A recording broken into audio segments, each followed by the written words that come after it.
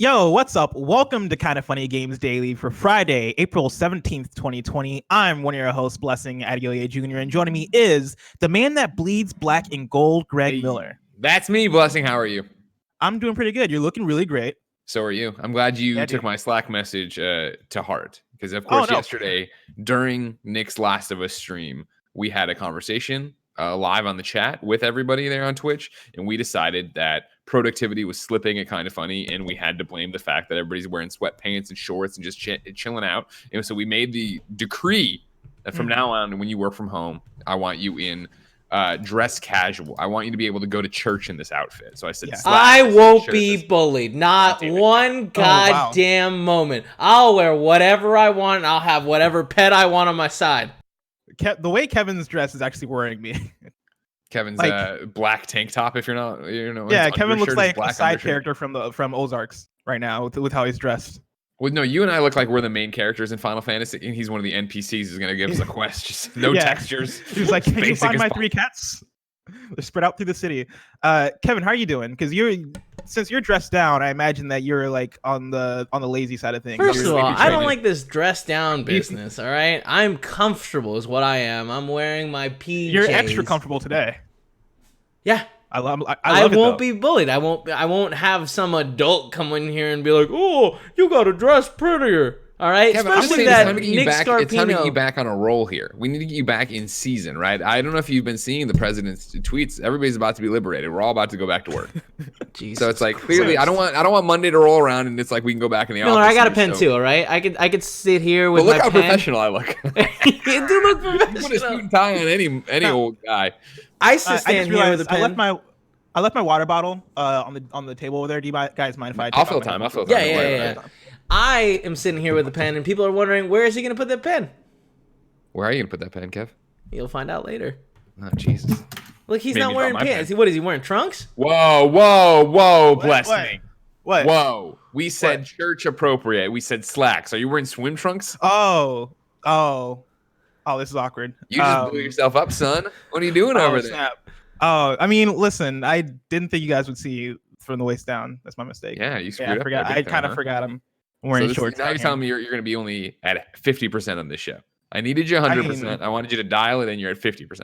Today's stories include a robot gaming companion, Nintendo stock thriving, and more, because this is Kind of Funny Games Daily each and every weekday at 10 a.m. live right here on twitch.tv/kindoffunnygames. I try to change the topic so that I don't get called out as we run you through the nerdy news that you need to know about. If you're watching live, you can correct us when we get stuff wrong by going to kindoffunny.com/you're-wrong. If you don't want to watch live, you can watch later on youtube.com/kindoffunnygames or listen later on podcast services around the globe by searching for Kind of Funny Games Daily.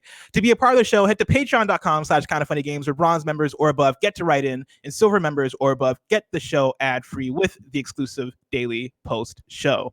Now it's time for some housekeeping.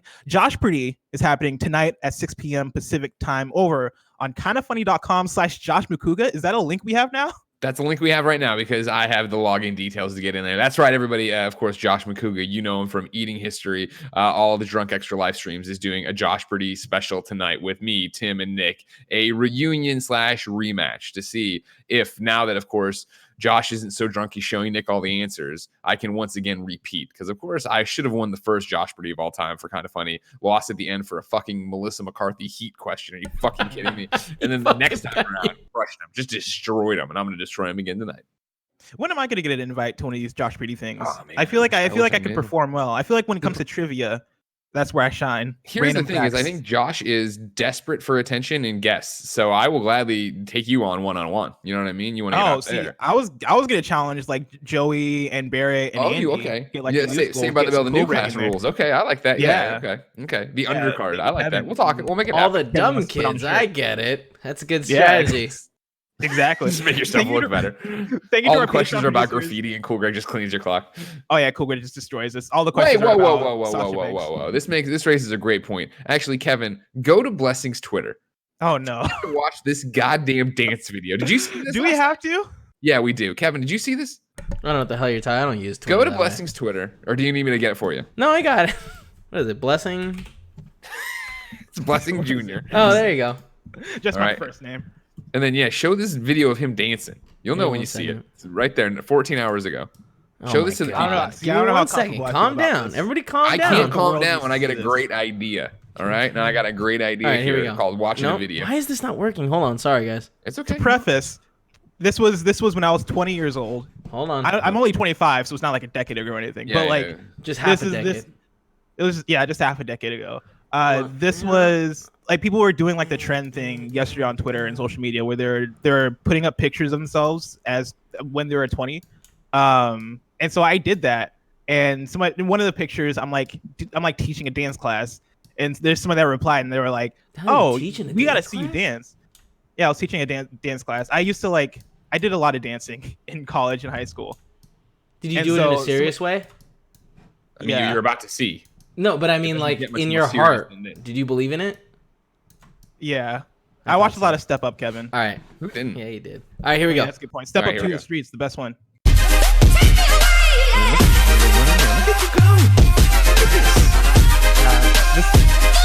I was way more limber back then.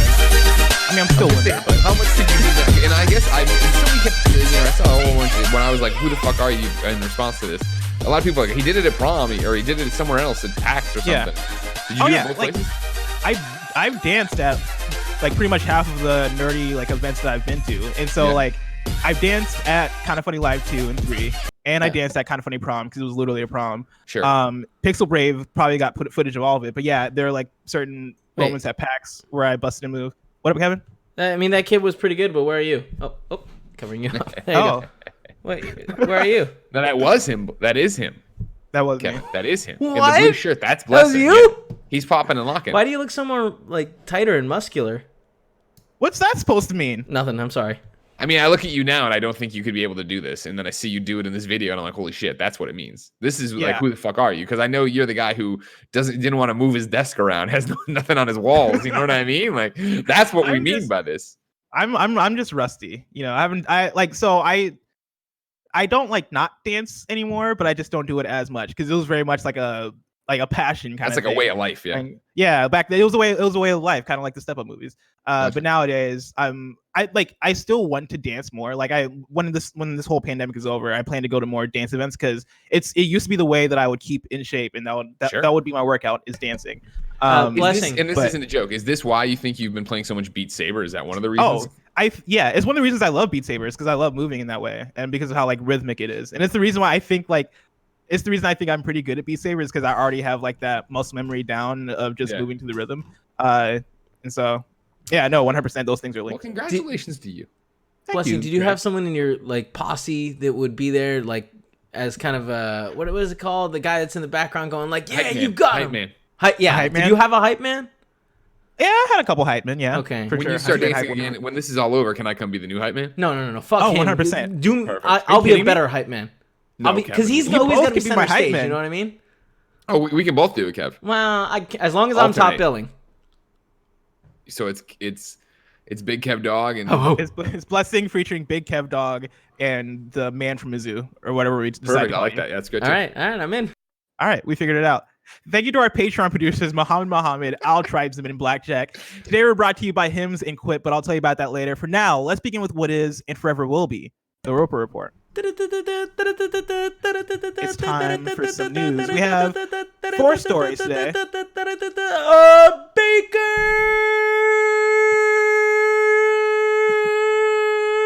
Please tell me he froze, because it looks like he froze there. And please tell me that's how it looks. Yeah, look, at a certain point in the middle of that, for us, I don't know how it worked out in the end product, but Kevin's mic just cut, and it sounded like he just like Baker's does into another universe, which is gone. Which was excellent. Story number 1. Sony has patented a robotic gaming companion. I'm pulling this from Jordan Oloman at IGN, who writes, Sony has patented an autonomous robotic gaming companion that sympathizes with the user and reacts to their emotions during gameplay. A listing found on the U.S. Patent and Trademark Office website depicts the robot as a fuzzy little guy who sits next to you on the sofa while you play games. It has no mouth, but a pair of endearing eyes and cute boots, and is said to be able to talk and empathize with the player, as well as move its arm, leg, or neck in reaction to the player's emotions. The patent mentions that ideally the robot would be autonomous to the point where it could sit beside you on the sofa of its own accord, rather than being placed next to the user. It's also noted that the robot could also play games with the player, the example given being the companion controlling the opponent team of a baseball game being played by the user. The patent describes the robot including a feeling deduction unit, an object control system that can detect and act upon the user's emotions. The unit can evaluate feeling indexes such as joy, anger, love, and surprise, and will be complemented by a biological sensor that can track the user's heart rate and sweating state. It doesn't sound too far from another Sony patent for a controller attachment that measures biological responses.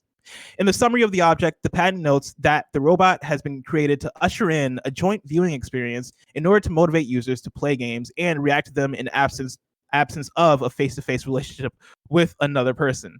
Sony explains the robot's function in more detail later in the patent. Quote, "It is expected that the user's affinity with the robot is increased and motivation for playing a game is enhanced by the robot viewing the gameplay next to the user and being pleased or sad together with the user. Further regarding not only the game, but also a movie, a television program, or the like, it is expected that the user may enjoy content more by viewing the content with the robot as compared to the case of viewing it alone," end quote. The patent explains that the robot has a love index, which will be affected by how the user speaks to the robot in moments of tension. When asked to be charged, if the player doesn't charge the robot quickly, it will evaluate the player that the player does not love it at all, or love it, and will react in a similar fashion if it's kicked around instead of being stroked, or if the user tells the robot that it's being noisy. If it feels unpopular, it will no longer empathize with the player during gameplay, a conscious action made to make the user reflect on their attitude and treat the robot more kindly in the future. It can also help to improve life rhythm and will tell users to go to bed. Greg, I know everything I just read sounds like a parody and sounds like it's something I pulled out of somebody who's trying to troll us or punk us. Yeah, very much so. Yeah, but this is a Sony patent that was just discovered by IG. I don't know if it was discovered by IG, but that was just discovered. Greg, what's your take on all of this? Stop doing this. What are you doing? Stop. Like, you know, it's very clearly keeps saying Sony patent, right? Not PlayStation. This is Sony, you hope, making some weird ass fucking toy. Who would want this toy? Now, and I know you're going to say, well, of course, Greg, kids would want this toy. No, they wouldn't. Because you know what's going to happen is little Timmy's not going to play with it, and then the thing's going to fucking guilt them, and then Timmy's going to cry, and mom's got a fucking $400. And look at this goddamn thing. Now, granted, it's just a drawing. They can put it everything on. You got a fucking pillow pal over there with eyeballs. It's a cloud with eyeballs. It's going to tell when Timmy's sweating. That's what this thing's going to do. That's what it's going to make him feel guilty when he doesn't play the goddamn game. And then it's going to tell him to go to bed. This thing just sounds like a yak, yak, yak, nag. You know what I mean? And I don't need it in my life right now, all right? I already got one of those. I don't need somebody else yak, yak, nagging at me all the time. Fun experiment, though, Miller. We get two of them, right? We treat one each other. Very, very nice. Treat the other one really badly. You know what I mean? See how that goes. Yeah, you get what I'm saying? Yeah, I don't mind having a control in a test group. But this strikes me as somewhere between. It's like this, it's a Furby and it's a Teddy Ruxpin and it's a Wonder Book, right? And it's like, I understand what PlayStation's trying to do here. Sony. I understand what Sony's trying to do here. And what if we did make the next Furby, the next Tamagotchi, the next like hit thing that all the kids would want or whatever. But this just sounds like a tremendous waste of time and money. A tremendous, and like, don't get me wrong, that's why the dreamers win, and they're gonna put it out, and they're gonna put it into a cute teddy bear or wiener dog form, and everybody's gonna buy it and love it, and then it's a completely different ball of wax. But it seems like the games you'd be playing with it on the TV would be, I read this as a kid's toy, so basic that no kid would really want to play those things. So then it's just a $400 stuffed animal people are walking around with that they aren't actually using the right way for or doing the right thing. Yeah, like you say that this is Sony and not PlayStation, but they do link it a lot to video game experiences in this patent, which is an interesting thing. Like the idea of alone, right? Playing, they reference a baseball game, playing MLB The Show against this robot Furby creature that's sitting next to me. In theory is weird. In practice is also weird. Like this strikes me as. Especially coming off of like coming off of the controller reveal, which we all said looked like something out of Detroit Become Human. Yeah. Even though like it's still, the controller still looks cool, but then also coming off of like the Mark Cerny PS5 conference, which also felt like a futuristic thing. I feel like there's somebody at Sony who played Watch Dogs 2 and was like, this is the future. This is what we need to strive toward. And this feels like the latest step of that.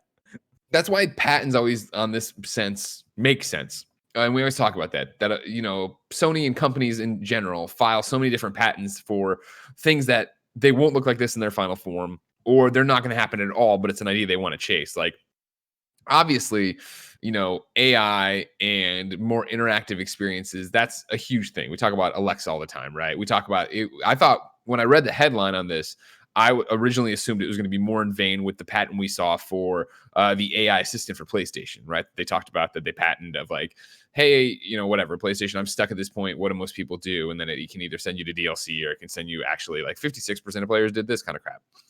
I thought it was going to be in that vein of it. But then you read through this and it's clearly a toy, right? Like, I mean, I thought, you're going to have this autonomous thing. And when you start reading about it, it's like, okay, cool. It's going to be like an amiibo size thing or a statue size thing that'll be there and be like Alexa and have something to do with that. But then when you get into it, it's like, it's going to check on how much sweat it's going to have. It's going to be, it'll be playing it'll be acting like it's the opponent in the game I'm playing. Like, it starts getting so weird that I just don't see this being, it's a tale of two PlayStations and Sony's, I guess, where on the one hand, I see this being Sony themselves putting out this consumer electronic and having it be that it's got its own dongle you plug into the TV or app or whatever, that then kids can play games with it. And they're not full-blown games, so they're not that great of games, and so they never get past that launch hardware. Then on the other side of the coin, I can see them being so brain dead as to say that, no, this does tie into PlayStation. It is a Wonder Book situation. It is this thing you buy, and they get 3 of those games out and never do anything with it again.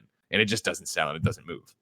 Yeah, and it strikes me as it strikes me more as that, and I wonder, like, I'm not necessarily at the place where I think this is going to make it to market based on, if once again, and they're talking about it, right? They're referencing video games quite a bit, even though they do reference music, or not music. They reference movies and TV too. Like, this seems like just a general robotic partner, like robotic play toy partner, Tamagotchi thing. But yeah, like in reference to the ways in which this thing interacts with video games, I can't imagine this makes it to market, because it seems like it muddies the message. It seems like if this came out, let's say 2021, after the PS5, right, and like this was like one of the leading accessories for it, or the lead, or like one of the leading accessories for it that they go forward and market, right? Like, I feel like that is such a weird foot to like such a weird step to step forward with for the PS5, which is this thing that you've so far marketed as like this piece of technology, right? You've talked about the SSD, you've shown off the controller and talked about the adaptive triggers and like all these different things. You talk about, like, you had Mark Cerny talk about game design and loading screens and how like games can be designed differently around an SSD and around the advanced hardware. You've had Mark Cerny talk about the ears and the HRTF and all that stuff, right? Send those photos of the ears to Mark. Yeah. And like, once we get the PS5 event, we're going to get a clearer voice for what their marketing vision is for the PS5. But right now, it doesn't seem like the marketing vision is going to be something that is like I don't know, man, childish or like have fun. For sure. The PS5 seems like it will be marketed as like a piece of gaming technology that is going to be gamers first. And now we are jumping. I mean, and granted, because it's going off a patent and everything else, and I like the direction we're taking it. We are jumping to a conclusion that it'd be a PlayStation 5 thing. Like, it could go the opposite. That's a good point. PlayStation 4s aren't ubiquitous by any means in homes, but there are more than 106 million of them out there. So that does mean that there are 106 million PlayStation 4s that are out there, are installed, and are owned by people who are parents or are about to become parents, and probably don't want to turn around and invest the money necessarily in a PlayStation 5. And so at that point, because like, it's such a weird idea, and it sounds like the beginning of every fucking Chucky movie or whatever, where they're making the doll smarter and then it just becomes real. That Miley Cyrus Black Mirror episode. But again, it comes back to this whole thing of, it all sounds childish, sure, and that's great, because I do remember having Teddy Ruxpin. You're too young for a Teddy Ruxpin, right? I never had one. I know what it is, though. Like, that was a huge deal, and I loved having him. I loved that he would talk to me, and I loved playing the tapes in him, and you wished he was more interactive, right?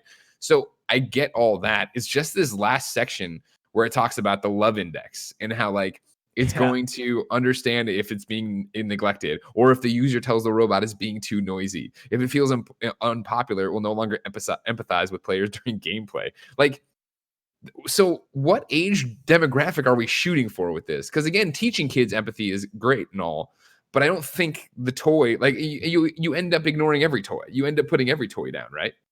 Yeah. Unless it's a living thing that you can't get rid of and you're stuck with it for 15 years, you know, then you have Is he always just on your lap? Is he on your lap every show? Well, no, not every show, but lots of shows. Okay. Depends. I think it's been colder this week, so he's been more wanting to go huddle with me. Otherwise, he sunbathes over here on the bed. Yeah, if this thing makes it to market, then I want to see what their marketing is for it and how they talk about it. Because it's hard to gauge from a patent where they are like them leading off with saying, or not leading off, but them mentioning like playing a baseball game feels peculiar, because that like kids play baseball games for sure, but that seems like a very nondescript, like you wouldn't put that if this is a commercial for a thing for kids. I don't think MLB The Show is the thing you put in the commercial. I think you put like Knack or Fortnite or something and like have that be. But that's again, like I just think you're jumping to, and I understand why, this conclusion that it's going to tie in directly to the existing PlayStation ecosystem. When I definitely think this is a standalone Sony consumer electronic that's, you know, making shitty video games. But let's say I'm wrong and it is a PlayStation thing. It will be, and I'm going to call it the Buddy Index or whatever, right? The Buddy Index is going to come with a disc of games, and then there's going to be downloadable ones you can pick for as a parent for $7 to $10 a pop, right? And it's going to be like the most basic of like, it's a home run derby, you know what I mean? And you're like hitting X on it with just a swing every so often. It's like strike, you know what I mean? And then gotcha. The stupid buddy's like, great job, buddy. If it likes you, otherwise it's like, you fucking deserved it. Greg, Jamie S writes in and says, good morning, Blessing and Greg. Sony has patented a sympathy robot gaming companion, and I'm highly amused. I know we often never see patents come to fruition, but let's pretend this thing becomes real. Do you get one? What do you name it? Do you listen when it tells you to go to bed? And why is Sony so interested in tracking our emotions? Thank you for reading. Happy Friday. I would consider getting one. You're missing the most important point. Is there an easy platinum trophy attached to Buddy Index? If there is, then of course I'm getting a Buddy Index, right? And Kevin raises a great point of, I do think that there's a great case for having a control group, and then like we're going to do one where I'm super nice to it, and then we send home with one with Kevin, and Kevin just tortures it. And then we bring him in every day and interview him and see what they think. Who, you know, how are they feeling? You know, who's having a great time? Who wants to run away? And that's how we do it. We pair them against each other that way. As a consumer, I wouldn't just buy one. No. As a YouTuber, as somebody who wants to talk about it on my podcast, sure. Yeah, no, that's my thing is like, I think it would be great content to get one of these things and talk about it and like and do the Kevin thing and have like Greg treat it right, and I'll just like throw it against the wall in my room and we compare and contrast like the different reactions of it. But as a general consumer, then like I think Greg's spot on in terms of saying that like this is a thing that is likely going to be marketed toward children, and so I wouldn't get it from the stance of I'm not a child, and I wouldn't like, I'm not really the market for a Teddy Ruxpin or a Tamagotchi thing. Like that's not me. But what's gonna be funny is when we're all this whole thing is like this, that, and the other, and we're such video game people about it. And when it does actually come out and it is in a cute form and it is the next giant fucking thing, like every kid wants this thing to have it, to talk to it, and they are excited that they have to take care of it in the same way I'm excited I have to take care of my villagers in Animal Crossing. Because in terms of whether or not it'll sell to kids, like I don't. Kids are dumb. They'll buy anything. Yeah, remember Pogs? We all bought Pogs. I don't doubt it. Like if they market it well enough and advertise it and make it look cute and make it look like a thing that kids will, like, they can look like Portillo. Kids will want that. Like kids will for sure. Like I think Sony, if you want to hit me up right now, we will gladly talk about putting Portillo as the likeness for this thing. Oh man, Blessing crashed on my end. Did he crash on your end, Kevin? Okay, there he is. He's back. Kind of. Hello. Can you guys hear me? Can you guys see me? I hear you and see you. Yeah. Yep. Okay. I was gonna add. No. Wait. Yeah. No, I see you. I hear you. Okay. Yeah, we can see you. So, Kevin, I was gonna ask, and I guess it's me then, because this is the second time where I've seen Greg's video go like robotic-y and static-y and then like freeze up, but I didn't know if that was a me thing. It's probably a me thing. No, I think it's fine. Okay, it's fine on your end. Wow. I mean, I'm not looking directly at him, but he looks good. Also his voice also like basically his voice has been good for me. Okay, so in that case, if I ever just like pause and stare into the sun, it's because things are not going well on my side in terms of technology. Just as a heads up. Yeah, you Story did a full, number 2. Hold on. You did a full freeze over there. And secondly, can I insert a breaking news story for you? Go for it. I'm reading from tvline.com where Rebecca Inanucci says, San Diego Comic-Con canceled for the first time in 50-year history. San Diego Comic-Con, the largest fan convention in the United States, has officially been canceled amid concerns about the ongoing coronavirus outbreak. Comic-Con International announced Friday. The cancellation marks the first time in SDCC's 50-year history that the event will not take place. The event will instead resume at the San Diego Convention Center from July 22nd to the 25th of 2021. SDCC also announced that individuals who purchase badges for Comic-Con 2020 will have the option to request a refund or transfer their badges to Comic-Con 2021. All 2020 badge holders will receive an email within the next week with instructions on how to request a refund. Comic-Con's official hotel affiliate, On Peak, will be canceling all hotel reservations and refunding all deposits made through them. Quote, extraordinary times require extraordinary measures, and while we are saddened to take this action, we know this is the right decision, said an SDCC spokesperson. We eagerly look forward to the time when we can all meet again and share the community we all love and enjoy. The organization was also canceled. The organization has also canceled a fan convention, WonderCon, after initially postponing it in March. The next WonderCon will be March 26th through the 28th, 2021. He's gone. Blessing's gone. Oh, well, it was pretty great that I took over the show. Hey, everybody, it's me. Yeah, Each reporter Greg Miller. You know what I mean? Crazy Comic-Con's gone, huh? Yeah, I mean, not unexpected, Smart. right? It goes back to what is actually interesting as I grab my pen, Kevin, to talk to you a little bit about this. You know what I mean? It's interesting that, yes, Comic-Con's canceled, of course, not unexpected in any way, shape, or form. Right. And then if you remember, this week I've been talking about that article where the, what was it, University of Pennsylvania, kindoffunny.com/wrong Philadelphia, saying that he thought all live events will be canceled through fall 2021, right? That we wouldn't get anything back till then. When I tweeted that out, because that's what we led with on Games Daily the other day, one of the guys who is from ReadPop and organizes the PAXs responded to it with that Nathan Fillion gif of him going like that, like he wanted to argue but didn't want to argue, and I didn't know how to read that. Like, wait, do you think you're gonna still do PAXs? Is PAX happening this year still, or is it not happening? And then that was interesting. I thought that's how that went. One move that I think is I'm just filling time because I've unplugged my headphones and I can't hear anything anybody says. Oh, no worries. Oh, back to you, Kevin. I was gonna say one move that's interesting is them being like, hey, anyone that wants it, your pass is good for next year's. Yeah. You've already paid for it, or we can return your money. That seems smart in the sense that, like, if people have their pass, they're more likely to go to something. Yeah, so, exactly. They've already put that money in there, right? Right. So it's one of those things where if maybe next year the world's back to normal, but people are still scared of going to these public things. Now it's like, oh, well, I already have my pass. Might as well, go. I think that's a smart move.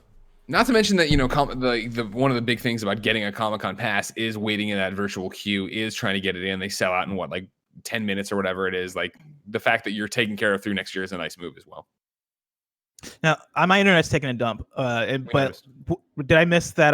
Are people who got their passes for San Diego Comic-Con this year, are they then automatically entered into next year? Is that what's correct? Going on? You can get a refund, or you can roll it over to 2021. Gotcha. Well, dang, it's wild. Well, dang, Crazy times we live in. Wild. Story number 2: Nintendo stock price hits 52-week high amid Switch shortages. This is pulled from James O'Connor at GameSpot. Nintendo stock price has just hit a 52-week high, showing the company's current financial strength despite the fact that it's very hard to buy a Switch right now. As tweeted by Nico Partners senior analyst Daniel Ahmad, Nintendo's stock price is currently at the highest it's ever been, or highest it's been over the last 52 weeks. Not that it's ever been. In fact, the stock price is as high as it was in March 2018, which was a previous record price for the Switch era of the company. It peaked on April 16th, 2020 at 47,100 yen. That's approximately $437. The enormous success of Animal Crossing New Horizons is credited as a major reason for the stock rise. The game has been a sales sensation and one of the best-selling games on the console. While shipments of the console have been suspended in Japan and its handheld mode might seem less important now that everyone is stuck indoors, it has remained extremely popular. Animal Crossing New Horizons is not the only big recent success on Switch, as Ring Fit Adventure has also seen stock shortages. Nintendo is expected to give an overview of recent business in its next earnings report on May 7th, 2020, which should give us some further insight into how the Switch and Animal Crossing are performing. Now, Greg, we had a conversation a few weeks ago when Animal Crossing first came out, or was first releasing, about where we think Nintendo first party game sales would net out. What we would think the best selling games would be on Switch when things would shake out. And we're a little bit away from seeing how the actual numbers are for Animal Crossing. Yeah, not far away now, right? If they're going to come out and give this during their next business meeting. Yeah, I'm curious to see if we're still in the same place as we were, because I had it going let's see. So for context, right? At number one, we're talking about Switch software sales. Mario Kart 8 Deluxe is number one at almost 23 million, and this was reported at the end of December 2019. So Mario Kart 8 Deluxe number one, Super Smash Bros. Ultimate is number two, Super Mario Odyssey is number three, and that's at 16.59 million units. Legend of Zelda Breath of the Wild is at number four, and then Pokemon Sword and Shield was at number five by the end of December 2019. I had Animal Crossing being under that, being number likely number 6. Your original thing was putting it above Let's Go Pikachu, so putting it number 6. Yes, yeah, with the idea that Pokemon Sword and Shield is going to rise and likely become the top selling game. You figure, to bring that out again, right? It's a little over 16 million, and it's at the time of this reporting, right? This was based on a month and 15 days. It sold 16.06 million. So yeah, that number's increased. Yeah. Do you think it outsells Breath of the Wild and Super Mario Odyssey at this point? Because I'm starting to get there. Yeah. I think it's possible, which is crazy to say. And that's the thing is you start to get into this crazy talk, but we made that prediction when it was on launch day or whatever, review day, when what we were seeing. And since then, the way it has taken over, and granted it's definitely calmed down, but the way it has taken over in our ecosystem of everybody buying it, people playing it for the first time, people I saw, a week later, finally being, all right, fine, I got a paycheck, I'm going to pick up Animal Crossing and try it. The amount of people who've written in saying it was their first Animal Crossing, they want to know what it was all about. And then beyond even what we're doing, beyond what we're seeing with our audience, right, in our ecosystem of gaming press people, Jen and Lucy are obsessed with this burgeoning platform I've never heard of called TikTok. And Animal Crossing was all over fucking TikTok. And really? Everywhere. Yes, there was TikTok memes all over the place about it. So it's showing to me, at least casually and obviously completely unscientifically, that it's crossing over outside of just, hardcore gamers. It is into a thing of just the kids are actually playing it, let alone that it dropped not the perfect time for any of us, but the perfect time for that kind of game, right? To be dropped in the middle of a pandemic when you can't leave and you want to socialize, but you can't. And the amount of, I saw, I think it was Patricia Wright wrote an article about there being dates now. People are taking people on Tinder dates inside of Animal Crossing and all the it's really crazy the way people are using it to actually see each other and hang out with each other. Yeah, it really was the leading game to come out of the pandemic, right? It coming out and being one of the, I know it came out the same day as Doom Eternal, but I think Animal Crossing being what Animal Crossing is, kind of came out and is kind of if there was an official video game of the pandemic, it would be Animal Crossing, which is a weird sentence to say, but I think it has helped so many people kind of have that escape, but then also it is the perfect game for if you just have a lot of time, if you just want to kill time, if you just want to hang out with friends, right? Yeah. Or just have something to do to chip away at. Animal Crossing is perfect for that.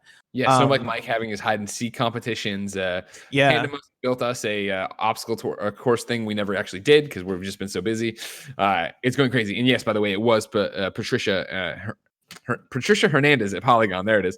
Did an article just yesterday called Animal Crossing fans are using their games for Tinder dates. Actually 2 days ago, my watch failed me on that one. So yeah, there's that's the thing is not only is it out there and not only is it super popular, and even Jeff Grubb, if you caught this week, wrote an article for GamesBeat that was here's why here's the problems Animal Crossing has right now, kind of thing, right? Or why it's not living up to what it did at launch. And he did a tweet yesterday and he's I'm paraphrasing of course, but he's if you want your article to do well in terms of year over year numbers or what the best articles of the year are, he's have Chrissy Teigen retweet it. And I was what? And I popped over to Chrissy Teigen's thing and sure as shit, she quote tweeted it. It was this is what I'm saying. These are my exact problems. And it was holy shit. And so many people that's funny from her ecosystem that are playing that game that don't usually play every game we're talking about, right, come in. And I think to your point, and again, apples and oranges to an extent. You talk about, Doom Eternal launched that same day, but nobody's talking about Doom. Everybody's talking about Doom. Doom's a great game, but Doom had the normal conversation cycle. Doom's great. Here are the reviews. Everybody likes it. People played it. They beat it, and they're on to something else. Whereas Animal Crossing, to this day, Goldfarb literally texts me every day to ask if I have something in the shop. You know what I mean? Yeah. Even when Jen is too busy to play it during a day, she sees me turn it on, and she goes, "Wait, what's in your shop today? Like, what's going on?" Yeah, even Final Fantasy VII Remake is a game that just came out, and it's not like people are talking about Final Fantasy VII Remake. People love it and all that stuff, but the conversation around it doesn't seem any different from if it released outside of a pandemic. Like if it released in normal conditions, I would have expected this same Final Fantasy VII Remake conversation to be happening the way it is, in a way where Animal Crossing seems to just be way more resonant right now. And like the conversation, like when we look at the best-selling Nintendo Switch games, right? Like Mario Kart 8 Deluxe being number 1 and Super Smash Bros. Ultimate being number 2 at the time of the time these numbers were reported, right? Like if I compare the conversation to Super Smash Bros., for example, like I feel like the conversation is comparable. Like it's apples and oranges for sure, right? Sure. Animal Crossing seems to have broken through in a way that is more even universal than Smash Brothers. Like Smash Brothers is a game that means a lot to Nintendo fans, means a lot for people in the Smash Brothers community and fighting game fans. And it is a game that like you expect to sell incredibly well because of the representation in Super Smash Brothers, right? It having so many games in it from Final Fantasy and Animal Crossing and Mario and Pokemon and all the different big franchises that we associate either with Nintendo or not with Nintendo. And so go for it. No, you go.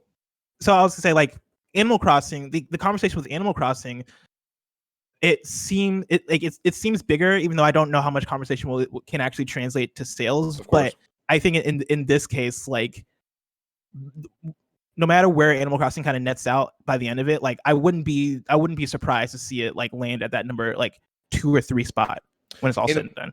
What I don't think is coincidence, and granted, there are many reasons I think this is the case, but both number 1 and number 2 on this list, Mario Kart and Super Smash Brothers, are multiplayer games. They are experiences you share with other people. Again, which I think is the traditional power of the Switch we always talk about, of having it on a plane, somebody else does too, going on a family road trip, everybody can play together and do whatever. I think that also is true for Animal Crossing, even though it's a different kind of multiplayer. It's not that competitive multiplayer. Online definitely needs to be reworked. But you look at somebody like Gary Whitta, right, who not only bought the 3rd Switch for the house, but bought 30 copies of that game. Like that exists. You're talking about in a house right now, like maybe, wow. Well, no, that's not. I don't think. Well, it's the thing is like there's 3 Switches in this house and there's 3 Animal Crossings in this house, right? Like it is a game you're buying in multiples. It is a game that everybody wants to play. It is a game that where I can sit there and listen to you, Blessing, talk about how great Doom Eternal is, and I totally get it, right? Or even to bring it to this Nintendo thing. So, people hear me talk about Mario and how much I love that and think that should have been the game of the year that year. Or other people sitting there going, no, Zelda was the right choice. It's an amazing game. You can still hear those conversations, understand those games are great, and go, yeah, but they're not really my kind of games. I fall out of those kind of games. Whereas a game like Kart, Smash, and Animal Crossing, you are keeping up with the Joneses. You are visiting other people's islands and seeing what they're doing. It is, man, I really just want a shovel. Oh, well, I already have the shovel. I can come give you a shovel. Oh my God, thank you so much. Like there is a multiplayer component to it. Then on top of that, you layer in this, that it launched when we all had to social distance and be on lockdown. And so it is the way to get together and share. I know of people, like I said, having dates in there. I know of people like roping it into just hanging out with their friends like you were talking about. Like there's so much cool shit going on in there all the time that it is kind of the perfect storm for that game right now. For sure. Yeah. And in essence, like we talk about, like multiplayer games are the big Nintendo multiplayer games are going to outsell the big Nintendo single player games as we see in this sales listing. But and it's similar to what you brought up too, of like, Mario Kart has so many different characters in it. Super Smash has so many different characters in it. It's easier for those games to get a foothold of. If you look at Breath of the Wild, you're like, well, I'm not a Zelda guy.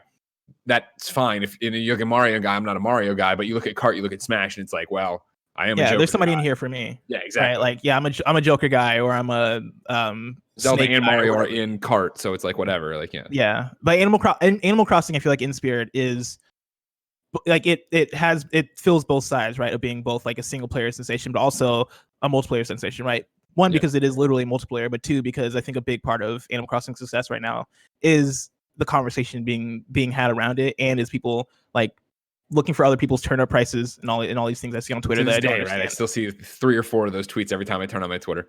Yeah. Story number 3.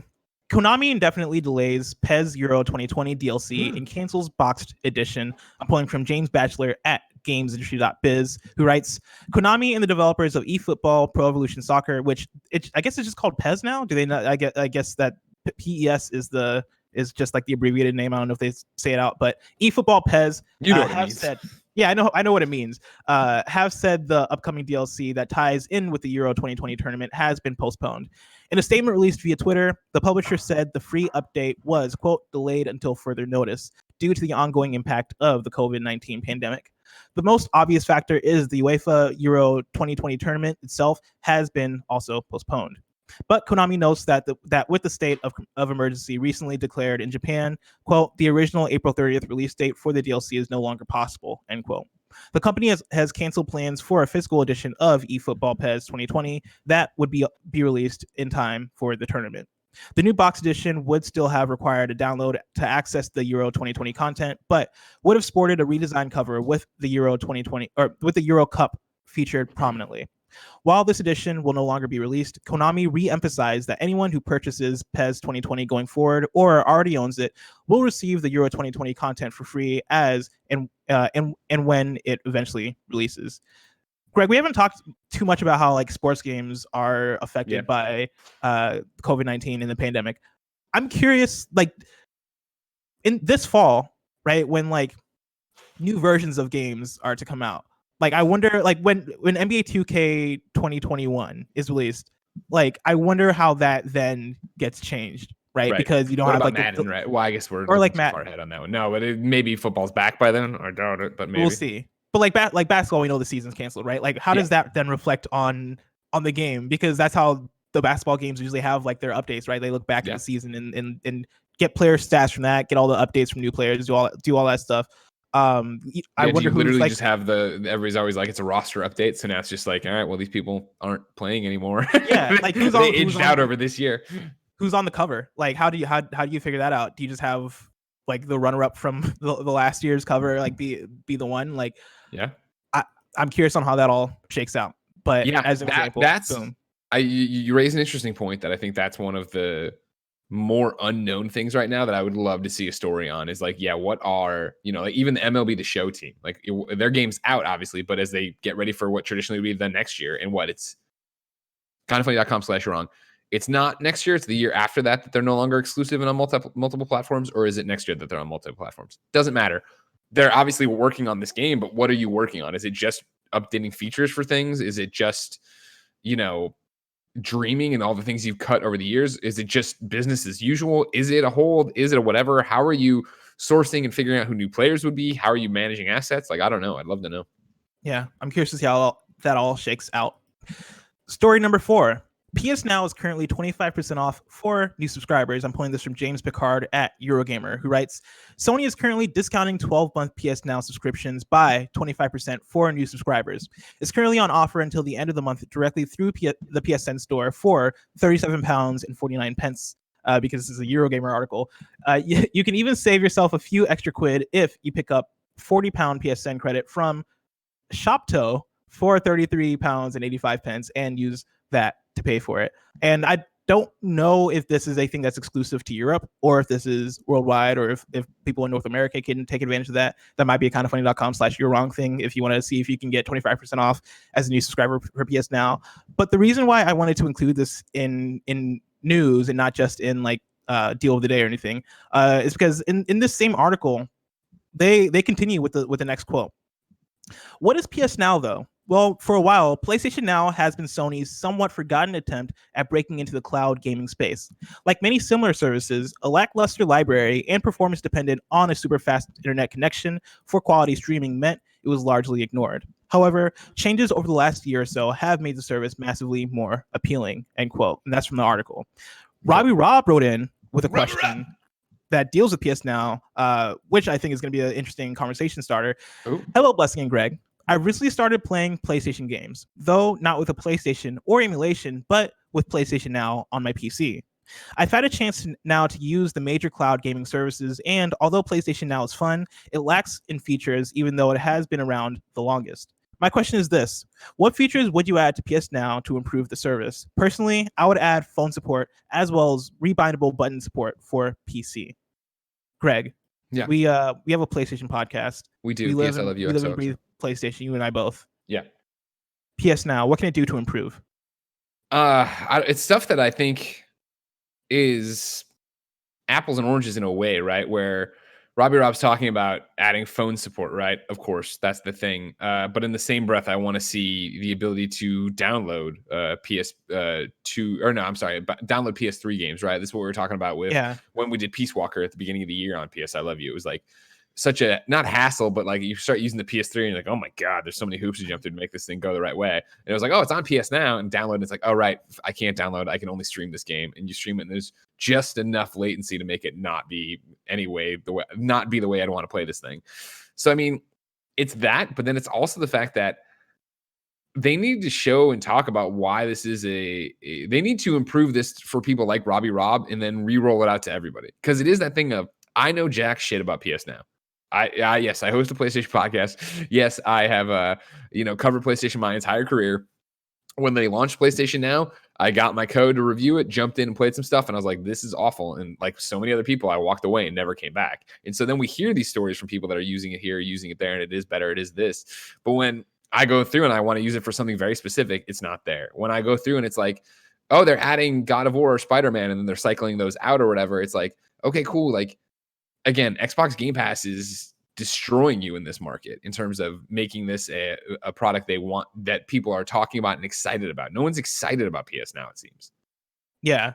And that's the thing is, when I look at PS Now and the features of it, like on paper, it seems like it should be doing well to me, right? Like they recently, and I'm looking at a PS blog post from October 2019 where they talk about some of the changes coming to PS Now, right? And it leads off by saying that God of War, Grand Theft Auto 5, Infamous Second Son, and Uncharted 4: Thieves End are coming to PS Now. And they say in the blog post these games will be available starting October 1st until January 2nd, 2020. And so I don't know if those games are still available or not, or if they've been taken out. I know for a fact they cycle them out, so it's not the same. Okay. So it's like, gotcha. Sorry, go ahead. You keep going on your point. Well, yeah, but like the fact that they're not there anymore, like that's like, I mean, that's definitely an issue.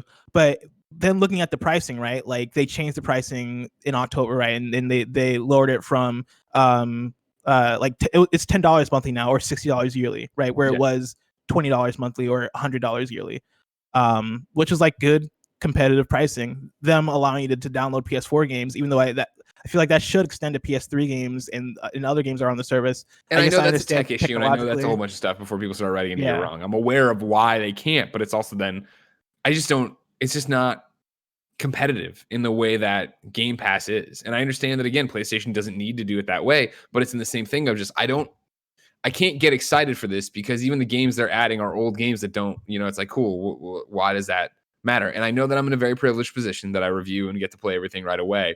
But it's just that idea of you're cycling in these things and making it go. And then it's also on PC, but it's also not, nobody seems to care. And then remote plays this thing, but remote plays doesn't work as great as it should either. And it's like, Sony has all these half steps that I think they need to, for PlayStation 5, really commit to and say that if they want, I want them either to fucking be all in on this stuff and here's why it matters and here's how we revamped it and it runs even better. You know what I mean? Like get out there and actually compete with fucking Stadia and xCloud and say, no.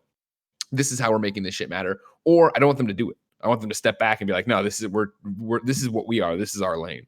But I say all this, and again, I'm talking from this privileged, super enthusiast, see everything, play everything mentality. When I always bring this up, and I know I got it wrong before, not wrong, but I've misconstrued it before.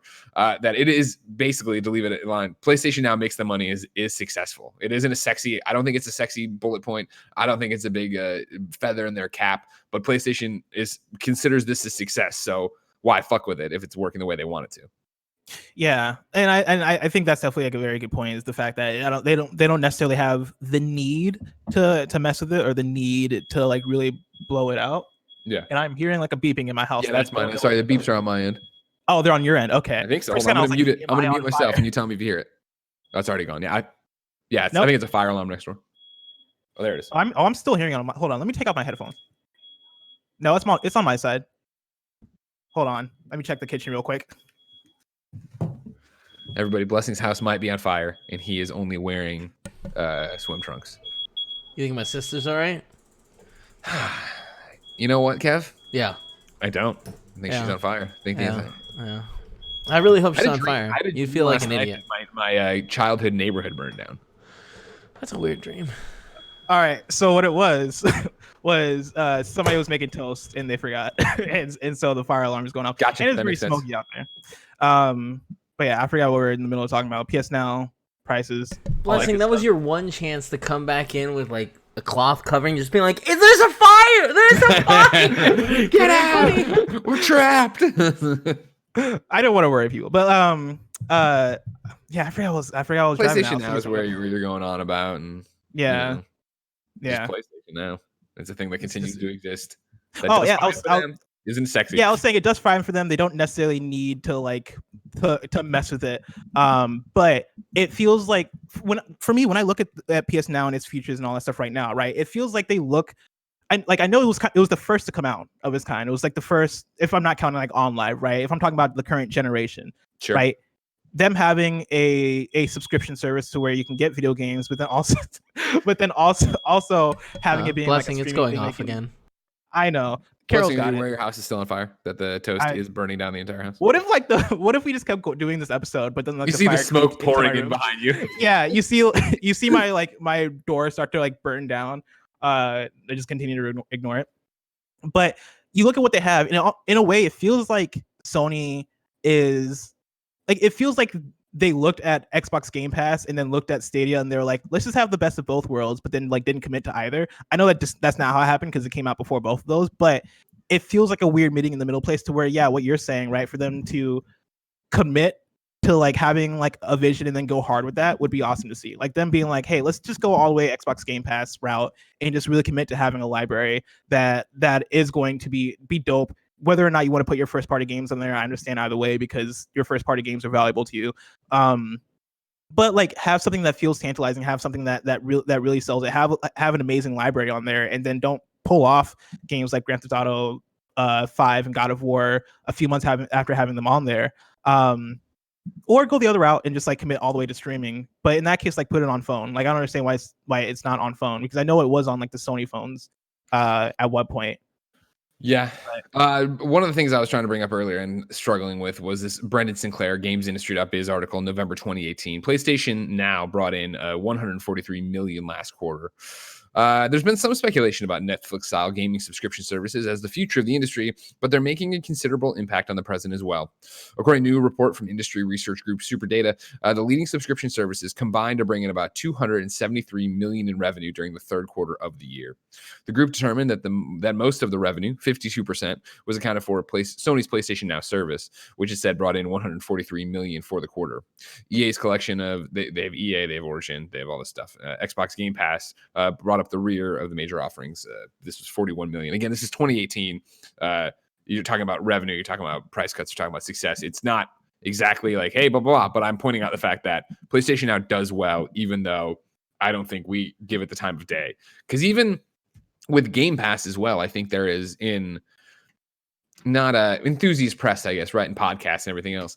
Game Pass is just sexy in the way that, hey, they're putting all their first party games out. Hey, here's 7 new games they're announcing coming to it. Where PlayStation Now is just so much quieter about that. And I imagine that's because PlayStation Now is built for, I guess, a budgeted gamer, you know what I mean? Somebody who wants to put the $60 in for the year and then get whatever they get versus the PlayStation. That's great for PlayStation. They don't care. That can go quietly. PlayStation's more amped about selling everybody these $60 games once a month or whatever it's going to be. Yeah. Where on the Xbox side, it does feel like they would like everybody to have Game Pass. And I think that's what, when you come into revenue again, where Xbox is giving it away for $1 or whatever, just trying to get you in and get you hooked and get you to understand what this is so that when they do whatever they're going to do with Xbox Series X, they'll be ready to go. Yeah. If you look at, and we'll transition in a second, but like if you look at the Xbox Game Pass Twitter account, like they're super active in terms of how like it seems like they're treating that as its own brand.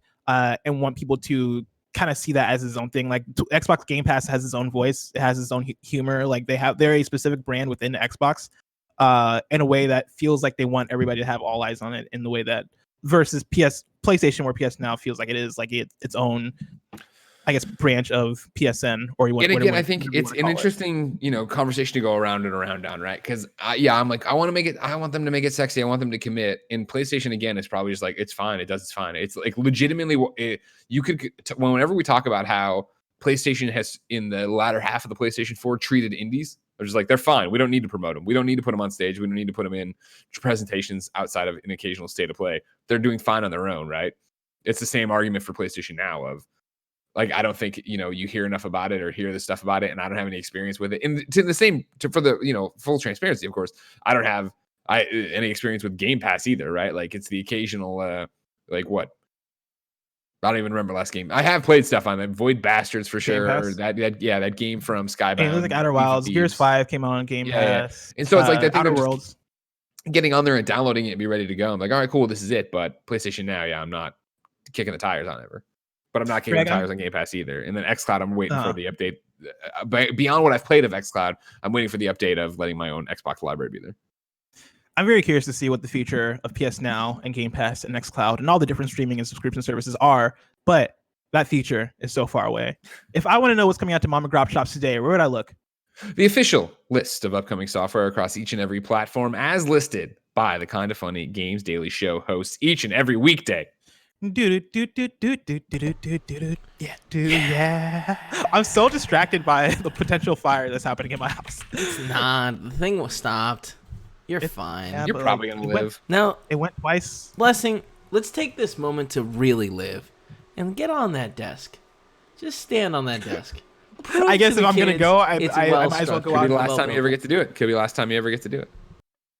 Before I read what's out today, let me tell you about our sponsor.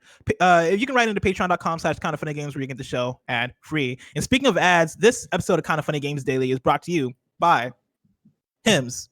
You've heard us talk about Hims and how they're helping guys look their best. If you haven't yet, it's time to see what they're all about. 66% of men start to lose their hair by age 35. Once you've noticed thinning hair, it can be too late. The best way to prevent more hair loss is to do something about it while you still have some. 4hims.com is a one-stop shop for hair loss, skincare, and sexual wellness for men. It's time to write a new chapter, one in which you have hair. Kinda Funny's own Nick and Andy can attest that they're looking and feeling great due to Hims' hair loss, skincare, and sexual wellness for men. I know Andy talks about it. I sit across from Andy when we're at the office. And Andy, man, every time I see him, he just looks better and better. You know what I mean, Greg? I know. You're preaching to the choir over here. Thanks to science, baldness can be optional. Hims is helping guys be the best version of themselves with licensed physicians and FDA-approved products to help treat hair loss. 4Hims connects you to real doctors online, which can save you hours, completely confidential and discreet.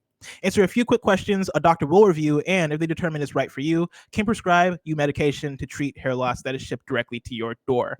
Right now, our listeners can get started with their first month free. Go to 4hims.com/gamesdaily. That's 4hims.com/gamesdaily. Prescription requires an online consultation with a physician who will determine if a prescription is appropriate. This offer is valid only if prescribed. 3-month minimum subscription. Additional restrictions apply. See website for full details and important safety information. Remember, that's 4hims.com/gamesdaily. We're also brought to you by Quip. Quip, makers of the Quip electric toothbrush, wants you to know the one single discovery that matters most for your dental care. It's simply this: if you have good habits, you're good. That means brushing for 2 minutes twice a day and flossing regularly no matter what brand you use. Quip makes that simple, starting with an electric toothbrush, refillable floss, and anti-cavity toothpaste. Quip's electric brush has sensitive sonic vibrations with a built-in timer and 30-second pulses to guide a full and even clean. The official floss dispenser comes with a pre-marked string to help you use just enough.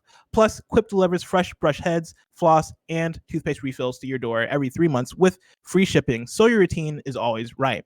Join over 3 million healthy mouths and get Quip today, starting at $25. And if you go to getquip.com/games right now, you'll get your first refill free. That's your first refill free at getquip.com/games, spelt GETQUIP.com/games. Quip, the good habits company. Out today, we got Cryo Gear for Xbox One and PC, Freak Out Calamity TV show for PS4, Xbox One, and Switch. Is that the one we talked about on PS4? Yeah, that's my PSN game of the week. I just bought it while you were talking. Oh, man. Blind Men, which is my PSN game of the week, is out today for PS4 and Switch. Sinker is out for Xbox One. A Fold Apart is out for Switch and Apple Arcade, and I've heard good things about A Fold Apart. That was the one, that looked so stunning when we saw it at I guess it would have been an Indies probably presentation or whatever. I have it on my Switch. I haven't had a chance to boot it up yet. Hyperjam is out for Switch. Rover Wars is out for Switch. Purrs in Heaven is out for Switch. Theme Park Simulator is out for Switch. Bad Lads is out for PC. Devious Dungeon 2 for PC. Super Forklift 3000 for PC. Dogs of Wall Street for PC. No One Lives Under the Lighthouse for PC. Hero of the Kingdom, The Lost Tales 1 for PC and Mac. Mushroom Cats 2 for PC. Love Mushroom Cats. Love Mushroom Cats. World War II Partisanen for PC and Mac. Beyond Blue is out today for Apple Arcade. And then today, Corona Relief Done Quick, that is CRDQ, begins. A speedrunning marathon hosted by Games Done Quick in efforts to help those in need during the global COVID-19 pandemic. CRDQ is an online-only event kicking off today at 12 p.m. Eastern Daylight Time and running through April 19th, 2020 on the official Games Done Quick Twitch channel. And then new dates for you. Streets of Rage 4 will release on April 30th on PS4, Xbox One, Switch, and PC. Now it's time for Reader Mail. Remember, you can write into patreon.com/kindoffunnygames to get your question read on the show, just like KBABZ did. KBABZ writes in and asks, my question today is simple. Which game do you think will be more valuable, PT or Cooking Mama Cookstar? I'm going to say PT. This is an interesting one because PT is like not a box game that you can get. Yeah, that's why you got. If you're gonna sell it, you got to sell it to the PlayStation 4 in the account, right? Yeah, and so like I like the idea of we're comparing a PS4 game that you have to sell on the PS4 to, let's say, a Switch game that I imagine. I don't know what the situation is with the Switch version of Kicking Mama if you delete it. Like I wonder if you're able to re-download it. Kindoffunny.com/you're wrong, because that's not a thing. Question. I don't think anybody's really talked about. Once you buy the license, I think you have to be able to. I think there's some like crazy back end way to bring it back if you've deleted it. For PT? Yeah. Yeah, there is. I've seen people bring that up. I don't know. The last time I saw that though was a few years ago, so I don't know if that's still a thing or if Konami's actively fighting against people downloading PT. I don't assume they are. But yeah, I'd probably also say PT based on the fact that it is like one, it's stranded on PS4s, and so like at a certain point, like the last PS4 that's alive with PT is gonna break, and PT will just be no more in theory, forever, right? Forever. Unless like do the dark web thing that Kevin's talking about. Yeah. Whereas Cooking Mama Cookstar, like you do have digital versions. I imagine since you bought the game, they are obligated to let you re-download it if you get a new Switch or delete your game. That seems like a thing they would have to do. But then also there are like boxed copies out there, so it's just more prevalent despite Cooking Mama Cookstar being that's the porno name for it. Yeah, no, I'm surprised I haven't seen that one pop up yet. Milk Mommy, yeah, Cockstar. That's really good. But yeah, like I despite Cooking Mama Cookstar being less popular, which in theory would probably make it more rare in some cases, I think that's probably not the case here. I think PT is probably going to be in Cole's like the more valuable game. People just care more about PT. You know what I mean? Like that's the thing. Is like what a cool story, what a cool game, what a crazy story involving Norman Reedus and Guillermo del Toro and fucking Hideo Kojima and this breakup with Konami, and the Cooking Mama Cookstar is always going to be this like, oh, this is a weird argument over a shitty game. Great. Well, it's interesting how those things shake out sometimes because like I think history has had it so that like the less popular game usually ends up being the more rare, which ends up being the more popular or not popular, more valuable in some cases. Yeah, like I think there was, and I'm hesitant to bring up examples because I am definitely not like super educated on the rarity of like old games. But I know there was like an Olympic game on the NES that was like super rare. Right? Track and field, yeah. Yeah, track and field is what I think I'm but like of. It was super rare because it was like a special edition that was only made for a competition. Oh yeah, that's what it was. Like 4 of them, maybe 1 of them. It was like a Nintendo World Championship kind of thing, and so there weren't that many made. So that was super valuable because it was super rare, which tends to happen also with games that are like that just don't get printed much because they're bad. But yeah, in this example, PT versus Cooking Mama Cookstar, I'll venture to say that it's going to be PT. Agreed. Now it's time to squad up. Jovan writes in to patreon.com/kindoffunnygames, just like you can, with a squad up on Xbox One, PS4, and Switch. Jovan writes, "Hey y'all, looking for some cool new people to play a variety of games with. I own all 3 consoles, though I mainly play on Xbox, and I'm dying to jump back into Rainbow Six. I also play Warzone and a bunch of other stuff as well. On Switch, I'm looking for people for Animal Crossing, as well as a few other games like Pokemon and maybe Smash, though I'm not great at it. My PS4 is mostly for the amazing exclusives they have, but feel free to add me over there too. I'm a home daily truck driver, so my playtimes are usually Monday through Friday around 11:30 p.m. to 2ish a.m. Eastern time, and random on the weekends. Thanks, Kind of Funny crew, for all your entertaining content and helping me get through my mostly boring work day. You can add Jovan on Xbox One or PS4 through the username Jovi84. That's JOVIE84. And then his Switch or their Switch friend code is 6060-9493-7527, and that's in the YouTube description if you want to look that up. Now it's time for kindoffunny.com/you're wrong, where you get to write in and let us know what we got wrong, as we got it wrong. Nick Scarpino writes in, and I doubt that that's the real Nick Scarpino. No way, he's not watching the show at all.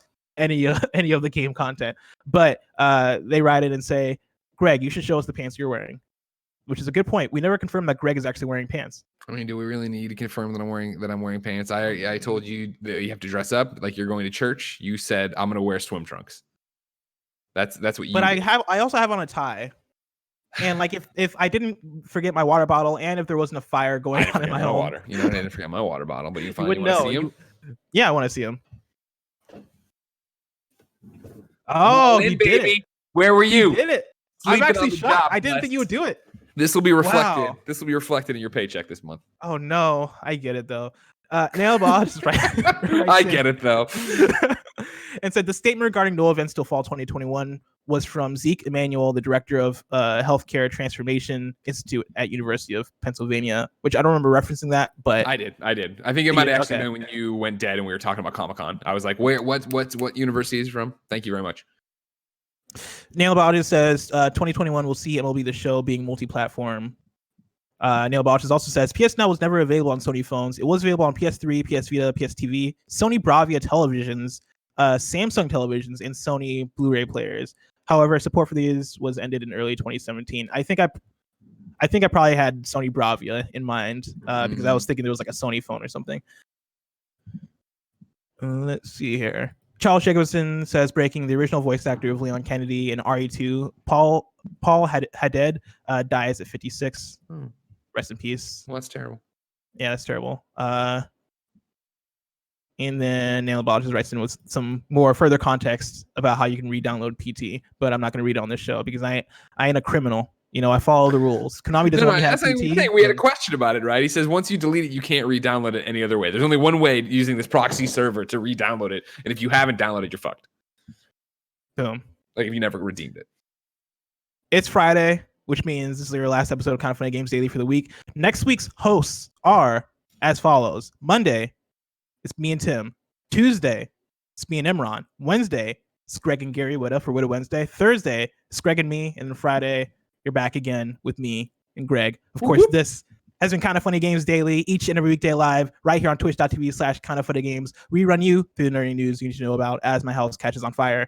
We have a Patreon post show for those that are subbed at the silver level of patreon.com/kindoffunnygames. So stick around for that. Otherwise, until next time, Game Daily. I'm not even going to try the handshake this time. Nah, no, it's not worth it. Every time I'm just like,